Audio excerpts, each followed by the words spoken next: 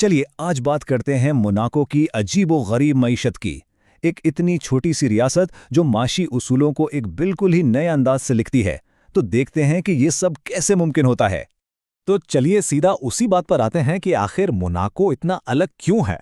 इसकी फीकस दौलत से लेकर जायदाद की आसमान छूती कीमतों तक ये जगह हर लिहाज से एक मुअम्मा है। मोनाको की इस अनोखी हैसियत को समझने के लिए एक सवाल से शुरू करते हैं जो सुनने में ही नामुमकिन सा लगता है। ये है अक़वाम मुत्तहिदा के इंसानी तरक्की के इंडेक्स पर मोनाको का स्कोर। अब देखें, ये पैमाना ज़िंदगी के म्यार को 0 से 1 के दरमियान मापता है, जहां 1 बेहतरीन स्कोर है। लेकिन मोनाको का स्कोर इतना ज़्यादा है कि ये पैमाने की हद से भी आगे निकल गया है। इससे साफ पता चलता है कि यहाँ ज़िंदगी का म्यार किस कदर बुलंद है। और जब इसका मुवाजना नॉर्वे जैसे एक बहुत ही तरक्की याफ्ता मुल्क से या फिर कोंगो जैसी गरीब रियासत से करते हैं तो साफ नजर आ जाता है कि मोनाको तो बिल्कुल ही एक अलग लीग में खेल रहा है। तो सवाल ये उठता है कि ये सब होता कैसे है। आमतौर पर एक कहानी सुनाई जाती है कि मोनाको अपने मशहूर कैसीनो की वजह से एक टैक्स फ्री जन्नत है। लेकिन क्या ये वाकई सच है? आइए इस ख्याल को परखते हैं। यही है वो मशहूर जमाना कहानी जो हम सब सुनते हैं कि मोंटी कार्लो का शानदार कज़िनो ही पूरे मुल्क का खर्चा उठाता है और इसी वजह से वहां के लोगों को टैक्स फ्री जिंदगी मिलती है। लेकिन असल हकीकत तो बिल्कुल हैरान कर देने वाली है। जरा इस पर नजर डालिए। कैसीनो से आने वाली आमदनी सरकारी बजट का सिर्फ और सिर्फ 3% है। जी हां, आपने सही सुना, सिर्फ 3%।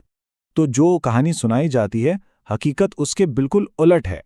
मोनाको में टैक्स तो है, बल्कि यहां दुनिया की सबसे ऊंची शरह वाला वैल्यू एडेड टैक्स यानी वीएटी है। और मुल्क की आमदनी का असल जरिया कैसीनो नहीं बल्कि यही वीएटी है। तो अगर कैसीनो नहीं तो फिर क्या? चलिए अब मोनाको की मईशत के असल इंजन पर आते हैं, वैल्यू एडेड टैक्स। अब ये वैट होता क्या है? ये एक ऐसा टैक्स है जो लगभग हर चीज पर लगता है जो खरीदी जाती है, रोजमर्रा के सामान से लेकर सुपर कार्स तक। और मोनाको में इसकी शरह है 19.6%, जो यकीनन दुनिया में सबसे ज्यादा में से एक है। ये बात थोड़ी अजीब नहीं लगती कि दुनिया के अरबपति लोग ऐसी जगह जाकर क्यों रहेंगे जहां हर चीज खरीदने पर इतना भारी टैक्स देना पड़ता हो? उसका जवाब उस टैक्स की फितरत में है। वैट को रिग्रेसिव टैक्स कहते हैं। इसका सीधा सा मतलब यह है कि आपकी आमदनी जितनी कम होगी, आपकी आमदनी का उतना ही बड़ा हिस्सा टैक्स में जाएगा। ये टेबल इस फर्क को बहुत अच्छे से समझाता है। जरा आखिरी लाइन देखिए। जो कम आमदनी वाला खानदान है वो अपनी कुल आमदनी का 8.5% वीएटी में दे रहा है, जबकि ज्यादा आमदनी वाले खानदान का सिर्फ 3.4% जा रहा है। फर्क साफ है। तो इसका मतलब ये हुआ कि इंतहाई अमीर लोगों के लिए ये एक जबरदस्त डील है। वो चीजों पर थोड़ा ज्यादा टैक्स देकर इनकम टैक्स में लाखों करोड़ों बचा लेते हैं, क्योंकि मोनाको में अपने रिहायशियों के लिए कोई इनकम टैक्स है ही नहीं। लेकिन इस सिस्टम का एक और बहुत बड़ा फायदा है, और वो है मोनाको को मिलता है यहां आने वाले लाखों सयाहों से। सयाह यहां आकर कमाते तो नहीं, लेकिन खर्च बहुत करते हैं।